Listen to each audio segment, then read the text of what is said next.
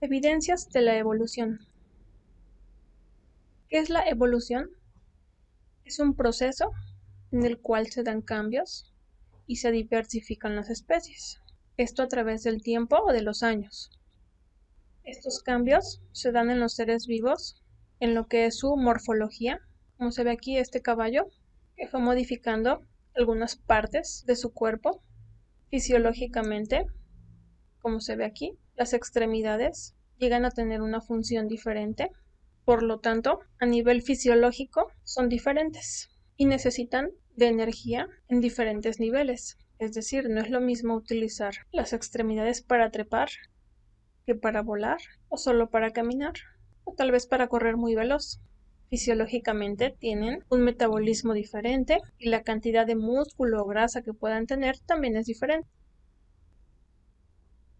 El cambio también se da en el comportamiento y en su relación con el ambiente. Como aquí hay un origen ancestral, según Darwin, y entonces al separarse cada uno y alimentarse de forma diferente, sus generaciones siguientes o sus descendientes fueron adquiriendo la característica según su alimentación. Entonces algunos podrían alimentarse de insectos, otros de frutas, y con el tiempo adaptarse al medio en el que estaban. ¿Cuál es la primera evidencia de evolución? El registro fósil. Es una información directa sobre los seres vivos que existieron hace millones de años atrás. ¿Qué sería fósil? Algo proveniente de una fosa o de la tierra. Entonces, son restos conservados de animales y vegetales que quedan debajo de las rocas o debajo de varias capas del suelo. A veces son así, simples huesos, dientes, conchas, huellas, pero en general son restos que se conservaron de animales y vegetales. A partir de los fósiles, podemos establecer qué tipo de organismos vivieron en la Tierra y calcular el orden cronológico de su aparición, en dónde habitaban y otros aportes importantes. Tenemos aquí un ejemplo de cómo van cambiando en sus extremidades, en su mandíbula y en la forma general del cráneo, hasta llegar al caballo actual. Aumentó de tamaño, modificó su mandíbula y sus extremidades. La otra evidencia de evolución es la anatomía comparada, en donde, como dice el nombre, se compara la anatomía o la estructura general de los organismos para ver si tienen un parentesco evolutivo. Esto implicaría que tendrían un ancestro en común. La anatomía comparada se apoya de lo que son los órganos homólogos, análogos y vestigiales. ¿Cuáles son? Los homólogos, que tienen un mismo origen embrionario, es decir, están formados por cartílagos, hueso, músculos, falanges, y que se han modificado para desempeñar una función diferente, ya sea para volar, para nadar, para caminar o brincar o trepar, agarrar. Entonces tienen misma estructura, pero diferente función. Las estructuras análogas tienen una función similar. En este caso, las alas del murciélago y de una mosca son para volar, pero no tienen un origen embrionario en común. Es decir, las alas de los insectos están hechos de quitina y los murciélagos tienen formados sus alas con huesos, piel, pelo, cartílagos. Entonces tienen misma función, diferente estructura. Y los órganos vestigiales, o también llamados rudimentarios, que son órganos o partes de órganos que ya han sido degenerados porque ya no son funcionales, pero se supone que en algún momento tuvieron una función en los ancestros de donde se originan, como el apéndice, que según a nuestros ancestros ayudaba a digerir plantas ricas en celulosa. Actualmente se considera que no tiene función para nuestra digestión o alimentación. Las muelas del juicio también. Se supone que en el origen ancestral, que son los homínidos, se utilizaban para masticar cosas más duras y necesitaban de mandíbulas más fuertes y de muchos dientes. El coxis también, o este dedo en los pandas, por ejemplo. La embriología comparada es otra evidencia de que existe la evolución. ya que se puede observar características ancestrales similares en el desarrollo embrionario. En las etapas iniciales, como se ve aquí, esta es una primera etapa y se pueden ver los embriones de un pez, una salamandra, un pollo, un cordero y un ser humano. Son muy parecidos.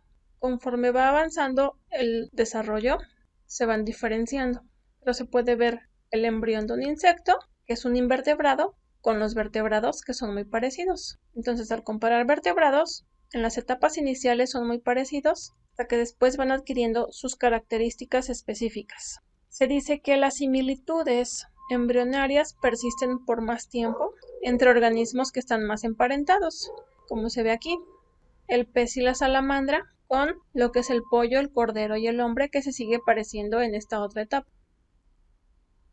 Aquí podemos observar otra vez fases embrionarias en distintos vertebrados: un pez, una salamandra, tortuga, un pollo, cerdo, becerro, conejo y humano.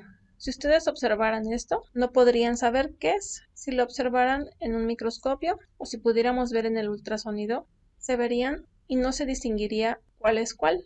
En esta etapa ya se puede distinguir al pez y a la salamandra.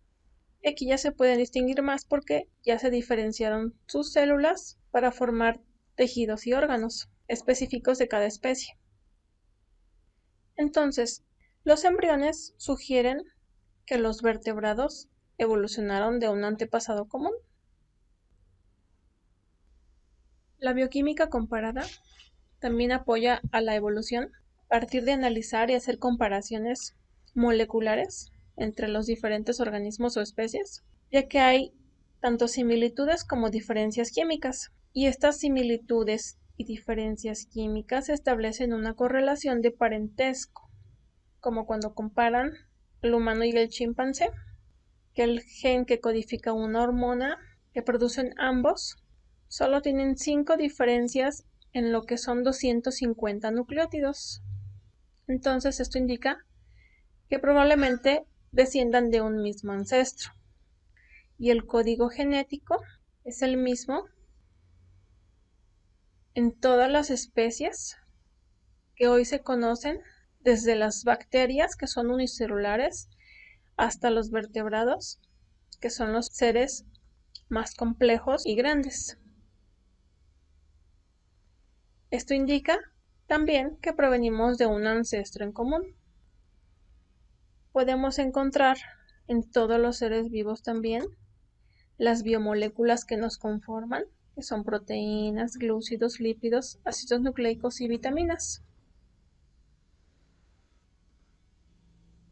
Y por último, la biogeografía, que se encarga de estudiar la distribución de todos los organismos o las especies alrededor del mundo. Entonces, esta evidencia dice que tanto el clima como las fuerzas geológicas, es decir, la deriva continental y la tectónica de placas, que es cuando se separaron los continentes según la teoría de la Pangea. Algunas especies, por ejemplo, este reptil que estaba en India, al estar juntos estos continentes en Antártica y África, también se encuentran aquí. Este helecho en la Antártica puede estar en estos otros continentes. Este otro reptil igual, en esta zona. Al ver la distribución de estas especies, esto también puede confirmar tanto la teoría de la Pangea como la evolución que pudieron tener los organismos al separarse los continentes y tener que adaptarse a un medio diferente. Entonces, la biogeografía va a estudiar las relaciones que existen entre el ambiente, los organismos y su ubicación geográfica o distribución geográfica que se observan hoy en día, tanto de fósiles como de seres vivos.